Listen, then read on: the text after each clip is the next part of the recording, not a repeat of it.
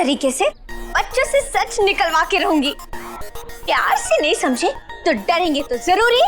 हे बेटा, कुंती निवास यही है? हाँ यही है। अच्छा। एक मिनट। हाँ हाँ। आप कौन है? नहीं पहचानी? हाँ भाभी, हम खतरे में। भाभी, जब आप हमको नहीं पहचानी, गच्चा खा गई, तो बच्चियां हमको क्या पहचानेंगी? हाँ हाँ भाभी, जैसे आपका फोन आया, सारी डिलीवरी छोड़ छाड़ के, साड़ी ओड़ी पहन के फटाक से हम भागते हुए आ रहे हैं।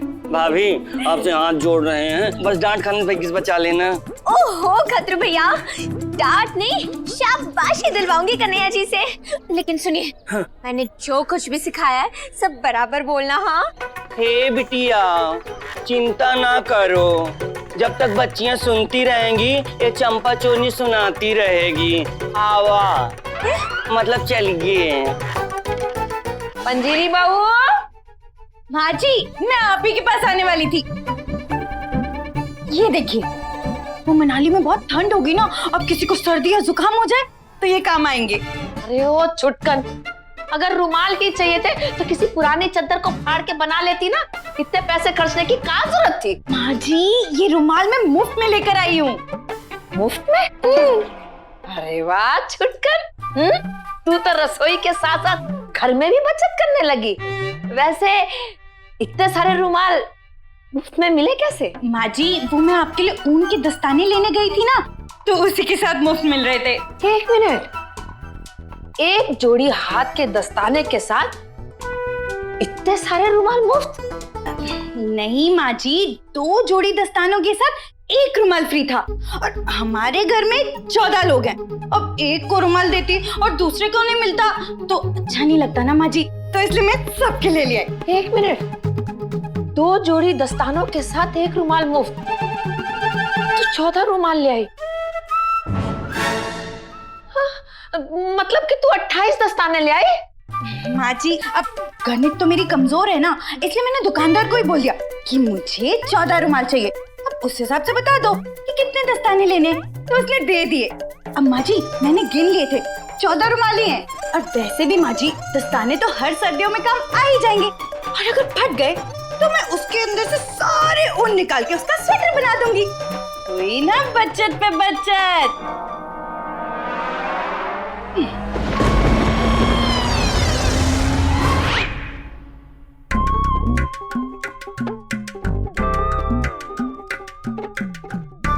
तो बच्चियों, आज ना मैं आप लोगों को अपनी कहानी सुनाने आई हूँ, यानी कि चंपा चोरनी की कहानी। चंपा चोरनी? हाँ बच्चियों, जब मैं ना आप लोगों की तरह इतनी छोटी सी थी ना, तो घर की सारी चीजें चुरा चुरा के खा जाती थी। जैसे आप लोग खाते हो लड्डू चुरा चुरा कर, वैसे ही चंपा चाची बड़ी शरारती थी, बहुत मस्ती करती थी, घर की चीजें तोड़ फोड़ कर देती थी, नहीं चंपा चाची? और बच्चों, पूछने पर कभी नहीं बताती थी। बिटिया एक काम करो बिटिया, आगे कहानी तुम ही बताते तो मैं समोसा खा लेती हूँ। अरे चाची, आपकी कहानी है, आप ही सुना दीजिए बच्चों को। ये समोसा मैं पैक करके दे दूंगी। हाँ सुनाइए। हाँ तो बच्चों ना, तो फिर ऐसे ही शरारत करना, मस्ती करना, किसी कुछ पूछने पर ना बताना, झूठ बोलना, ऐसी मेरी आदत सी हो गई बच्चों। और फिर इनकी ये आदत इतनी बढ़ती गई कि जैसे जैसे बड़ी होती गई, बड़ी बड़ी चोरियां करने लगी। जैसे क्या? जैसे अरे बाद में चंपा चाची को पुलिस पकड़ के लेकर चली गई। पुलिस?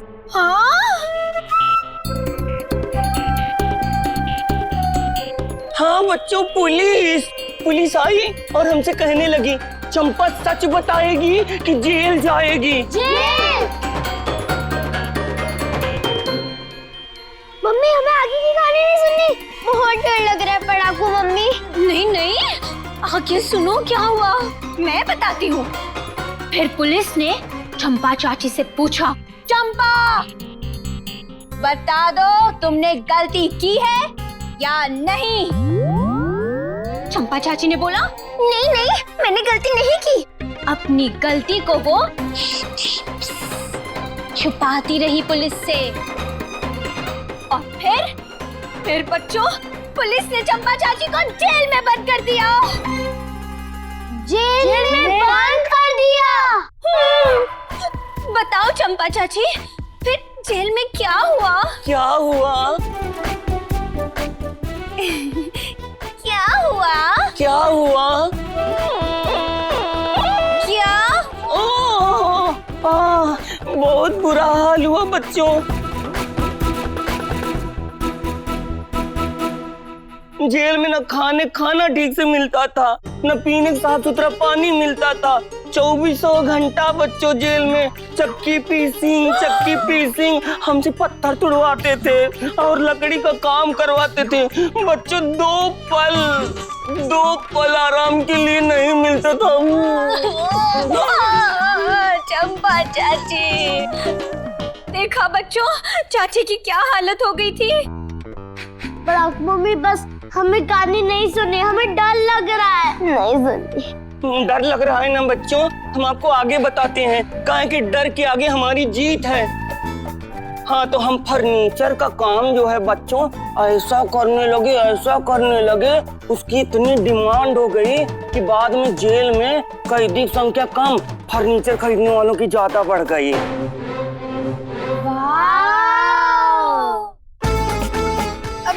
बस नहीं तो ऐसे कैसे बस करें? बच्चों आगे कहानी और रोचक है। हाँ तो क्या वो जेल से छूटने के बाद ना हम फर्नीचर की दुकान खोल लिए और ऐसे पैसों की बारिश ऐसे होने लगी। हाँ तो उसके बाद क्या हुआ? पैसे की बारिश होने लगी। हाँ पैसे की बारिश होने लगी तो बरसात में हम छाता की जगह हम कार लेके जाने लगे। तो बच्चों इसका तात्पर्य है कि जेल जाने से डरना नहीं चाहिए। तो जेल जाने से डरना नहीं चाहिए। हाँ। बस चाची आशीर्वाद दीजिए चलनी चाहिए वरना कन्हैया जी को बोल दूंगी। समोसा खाएंगे। हाँ तो हाँ, सुनाते हैं बच्चों। चाची थैंक यू। अरे क्या चाची चुप रहो। चाची और सुनो जेल जाना कोई अच्छी बात नहीं है, समझे?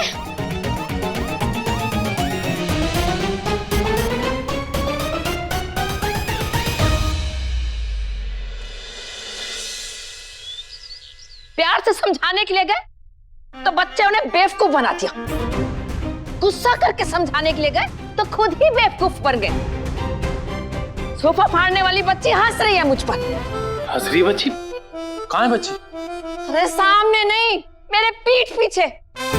बोल रही होगी दादी को तो कुछ पता ही नहीं। अगर मैं कुछ नहीं बताऊंगी तो दादी तो कुछ कर ही नहीं पाएगी। इतनी क्या बात हो गई? सोफा ही तो फटा है, सिलवा लेंगे।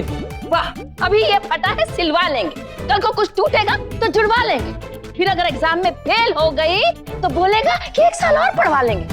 लल्ला ऐसे ना होती बच्चों की परवरिश। अच्छा मैया ठीक है तू बता क्या करे? दामाद जी ले आए मनाली की टिकट? हाँ मैया ले आए हैं, मैंने ले लिए टिकट उनसे और पैसे भी दे दिए। पैसे? हाँ कैसे पैसे? अरे पैसे तो मैंने उन्हें दे दिए थे ना। ओ तुझसे भी ले लिए पैसे?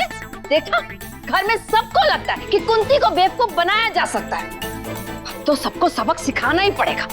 मैया तू शांत हो जा, ऐसा कुछ नहीं है। किसी को कुछ सिखाने की जरूरत नहीं है। कोई नहीं हंस रहा है तुझ पे। अरे हंस रही है लल्ला, ये देख।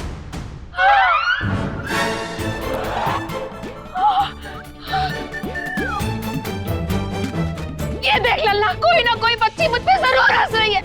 यार ये तो और भी ज्यादा फट गया। फट गया? हटा नहीं है लल्ला, फाड़ा गया। बच्चियों ने हद पार कर दिया लल्ला। अभी अगर उन्हें नहीं रोका गया तो उनकी शरारत को और बढ़ावा मिलेगा। अब हमें कुछ करना ही पड़ेगा। मनाली की टिकट दे। ये ले मैया।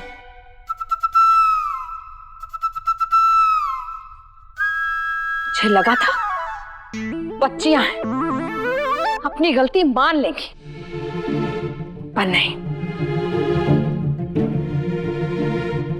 मैं तो सिर्फ डराने के लिए उन्हें धमका रही थी, लेकिन लगता है मनाली जाने का प्रोग्राम कैंसिल करना ही पड़ेगा। मैया, तुझे पता है हमारी मनाली की टिकट भी आ गई हैं और पैकिंग भी हो गई। ये देख बुद्धि, हमने ग्लव्स, जैकेट, मफलर्स और बहुत सारे गर्म कपड़े पैक कर लिए हैं। अच्छा किया, यहाँ पे बहुत ठंडी है और बर्फ भी लगातार गिर रही है। मैं तो थोड़ी सी बर्फ बैग में भर के घर ले आऊंगी। हाँ। अरे बुद्धू, अगर तू बर्फ वहाँ से लेके आएगी ना तो रास्ते में ही पिघल जाएगी। मैं पूरा दिन बर्फ के साथ खेलती रहूंगी और रूम में तो आऊंगी ही नहीं। अगर तू पूरे दिन बर्फ में खेलेगी ना तो बर्फ में जमकर तेरा पुतला बन जाएगा। बस सिस्टर्स, तुम लोग जल्दी आ जाओ, मैं तुम्हें बहुत मिस कर रही हूँ। हम भी तुझे बहुत मिस कर रहे हैं। मैया, अरे मैया रुक जा मैया, किसी एक की गलती की सजा तो सबको देगी। अरे तोबा किसी एक ने फाड़ा है, उस चक्कर में तू सबके मनाली जाने का प्लान कैंसिल कर देगी, सबकी टिकटें फाड़ देगी। और वो एक उनमें से ही है लला, और कोई उस एक का नाम लेने को तैयार ही नहीं, तो इसकी सजा इन सबको देनी पड़ेगी ना। हाँ मैया, तू शांत हो जा मैया, शांत हो जा। मैं पता लगाऊंगा कि वो कौन है जिसने ये सोफा फाड़ा। लल्ला, इतना आसान नहीं है, सबने टोली बना ली है, सब एक हो गई है। इन चारों में से किसी एक को पकड़ने के लिए तुझे चारों को अलग करना पड़ेगा, इनकी एकता तोड़नी पड़ेगी। हाँ मैया, हाँ। दादी और मम्मी को जो वो बात नहीं बता रही है, शायद वो मुझे बता दे, शायद पापा ही सच पता लगा ले। एक मौका दे मुझे।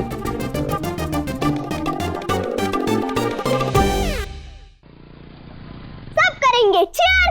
Happy happy new year, happy happy new year, happy happy new year, happy happy new year. अरे वाह बच्चों, सब बहुत खुश लग रहे हो एक साथ। नहीं नहीं पापा, खुश तो हम तब होंगे जब बुद्धि के साथ हम मनाली में होंगे। याद है पापा, जब चंचल और मेरी लड़ाई हुई थी तब आपने हमें 5 शीम के दातुन हाथों में पकड़ा के समझाया था कि हमें सबको एक साथ रहना चाहिए क्योंकि एकता में बल है।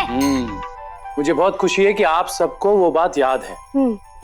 पर बच्चों, मैं आपको आज एक और बात समझाने आया हूँ। क्या पापा? बेटा, आपने सुना होगा कभी कभी जंगल में अपने आप आग लग जाती है, तब सूखी घास के साथ गीली घास भी जल जाती है। हाँ पापा, हमें पढ़ाकू मम्मी ने पढ़ाया था। तो बेटा, इसी तरह कभी कभी किसी एक की गलती की सजा बाकियों को भी भुगतनी पड़ती है।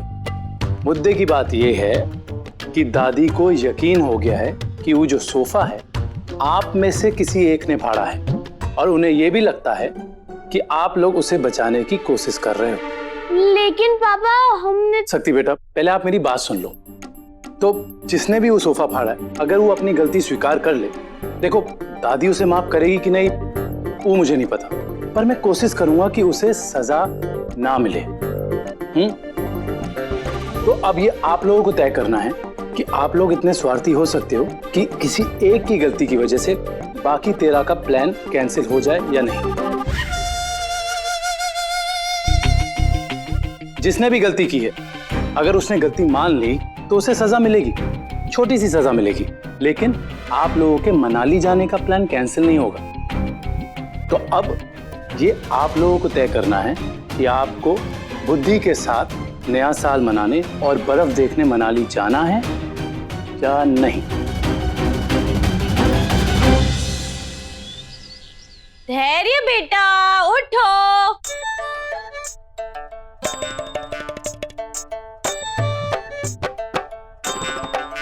धैर्य बेटा, उठो बेटा।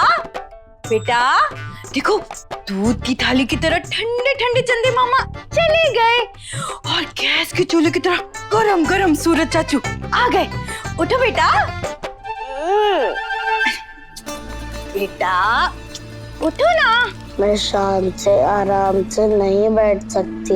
एक की वजह से सबका मनाली जाना कैंसिल हो जाए, मुझे नाम बताना ही होगा। मुझे मत रोको सिस्टर्स। तेरे ऐसे ही नींद में नाम बता दे तो काम हो जाएगा। मैं मम्मी को नाम बता दूंगी। बेटा उठो बेटा, धैर्य बेटा उठो, उठो बेटा। मम्मी आप? हाँ हाँ बेटा मैं ही हूँ। वो तुम नींद में क्या बड़बड़ा रही थी? किसने फाड़ा है सोफा? मैंने नींद में नाम बता दिया। नहीं बेटा नाम नहीं बताया, पर तुम ये तो सोचो किसी एक की वजह से सबका मनाली जाने का प्लान कैंसिल हो जाएगा। मैं कहती हूँ बता दो, नाम बता बता, बोलो। ठीक है मैं बताती हूँ। ओम नमः शिवाय।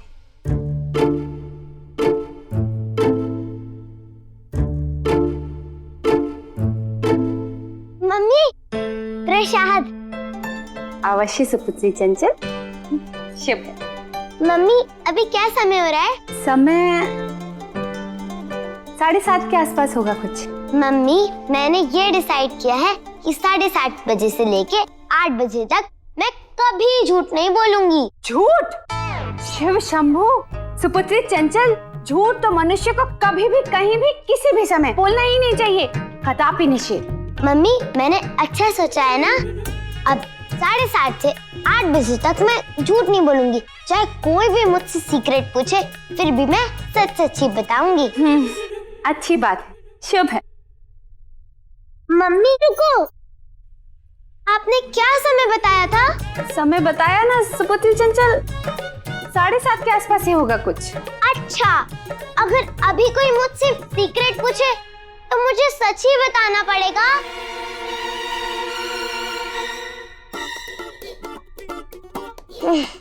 विराम, सुपुत्री चंचल वहीं रुको, इधर आओ। तुम अभी क्या भी मुझे बताओ, सोफा किसने फाड़ा था? अरे मम्मी ये क्या पूछ लिया आपने? 8 बज गए क्या? 8 नहीं बजे हैं, तुम शीघ्र मुझे बताओ सोफा किसने फाड़ा है? अरे मम्मी अब आपने पूछ लिया है तो मुझे बताना ही पड़ेगा।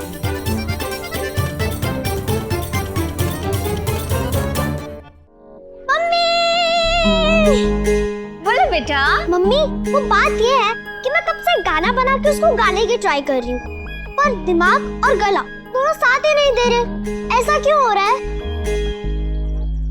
सुरीली बेटा, ऐसा इसलिए हो रहा है क्योंकि तुम्हारे दिमाग में सोफा अटका हुआ है और तुम्हारे गले में सोफा फाड़ने वाले का नाम। अरे वाह मम्मी, आप तो मेरा दिमाग भी पढ़ लेती हो। हाँ हाँ बिल्कुल, और मुझे तो साफ साफ नजर आ रहा है कि तुम मुझे उसका नाम बताना चाहती हो, है ना? अरे वाह, आप तो मेरी आंखें भी पढ़ लेते हो। हाँ बेटा, तुम्हारी मम्मी हो ना, मुझसे कुछ छुपा नहीं रह सकता।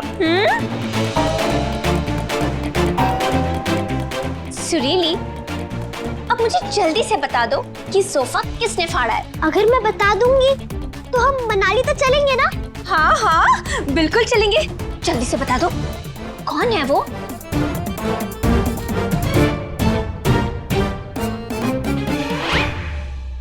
ओ मोहन देव, ये क्या है? ये क्या किया तुमने? रेडियो खोल दिया।